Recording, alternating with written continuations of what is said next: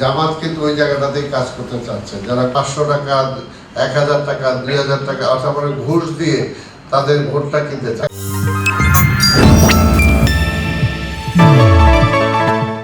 অর্থাৎ জনগণের উপরে একটা আস্থা আছে বিএনপি, এই কারণে কিন্তু বিএনপি সেটা চায়।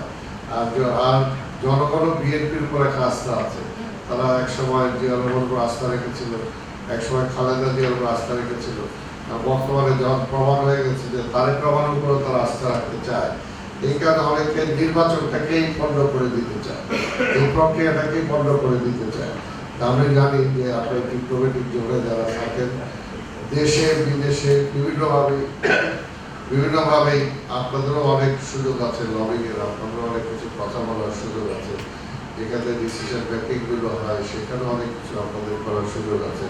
তবে একটা কথাই, যারা ব্যবসায়ী বিভিন্ন পর্যায়ে দেশের ব্যবসার অবস্থা কোথায় আপনাদেরকে আমি অন্তত বোঝানোর মতো আমার মনে হয় দরকার নেই। আপনারা নিজেরাই বুঝতে পারছেন যদি দেশটা এই অবস্থায় চলে তাহলে আগামী কয়েক মাস পরে দেশের অবস্থাটা কি হবে, অর্থনীতির অবস্থা কি হবে, সামাজিক অবস্থা কি হবে।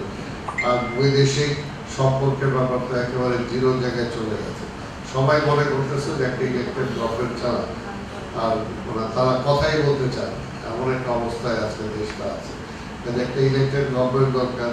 আর ইলেকটেড গভর্নমেন্ট মানে নিশ্চয়ই আজকে যারা দেশটাকে আবার পিছিয়ে দিতে চায়, যারা সোজাসুজি বললে যারা দেশটাকে আফগানিস্তান বানাইতে চায়, পাকিস্তান বানাইতে চায়, নিশ্চয়ই এইরকম কোনো শক্তি কিন্তু ভোট দেওয়ার কোনো মানেই হয় না যদি আপনার সত্যিকার দেশপ্রেমিক হন, দেশটাকে নিয়ে আপনারা চিন্তা করেন। আমি বিশ্বাস করি আর বিশেষ মা বোনদের ব্যাপার, আমাদের অর্ধেক জনগোষ্ঠী মহিলা, আজকে সেই জনগোষ্ঠীকে পিছিয়ে রেখে এই দেশটা কোনোভাবেই এগোতে পারে না। আজকে দেখে সেই মহিলাদের জন্য জিয়া রহমান কি করেছে, এবং আমরা তো বেগম রোকেয়ার কথা বলি, কিন্তু সত্যিকার অর্থে বাস্তবে যদি কেউ কার্যকর করে থাকে বেগম খালেদা জিয়া কিন্তু এই মহিলা সেকশনকে এগিয়ে নিয়ে যাওয়ার জন্য যত কাজ করেছে এই কাজ কিন্তু আর অন্য কেউ করেনি, এবং সেটা কিন্তু বিএনপির পক্ষে সম্ভব। অন্য যে দল তারা এখন কিন্তু বলতেছে যে শ্রম ঘন্টা কমাই দেবে, শ্রম ঘন্টা কমানো মানে মেয়েদেরকে ডিসকারেজ করা, মেয়েদের যাতে চাকরিতে না যায়, বা যারা চাকরি দিবে তাদেরকেও ডিসকারেজ করা।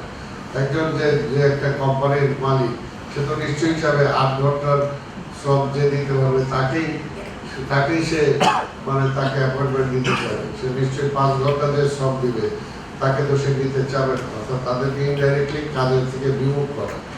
আর আপনারা দেখেন তারা মেয়েদের কথা বলে, কিন্তু এই একটা পার্লামেন্ট মেম্বার একটা সদস্য কিন্তু তারা মেয়ে দেয়, অর্থাৎ আসলে কিন্তু তারা সেটাকে একেবারেই, যেটা আমরা জানি যে তারা কি চায়, তাদের মনের মধ্যে কি আছে, অন্তরের মধ্যে কি আছে, কিন্তু এরকম একটা শক্তিকে তো এগুতে দেওয়া উচিতই না। আবার যে শক্তিটা একসময় পাকিস্তানের বিরোধিতা করেছে, একসময় বাংলাদেশের জন্মের বিরোধিতা করেছে, আর বর্তমানেও তারা এমন সব কাজকর্ম করে যাচ্ছে। তাই আমি বক্তব্য বেশি দীর্ঘায়িত করতে চাই না, আপনারা সবাই বুঝেন, সবাই বিবেকবান মানুষ।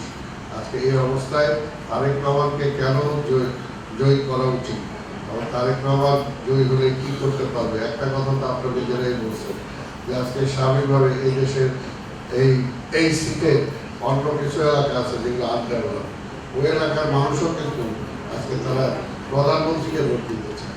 কারণ অন্য একটা এমপি হলে এমপি সুপারিশ করবে মন্ত্রীর কাছে, মন্ত্রী সুপারিশ করবে প্রধানমন্ত্রীর কাছে, আর আপনারা সরাসরি সুযোগ পাচ্ছেন প্রধানমন্ত্রীকে ভোট দেয়।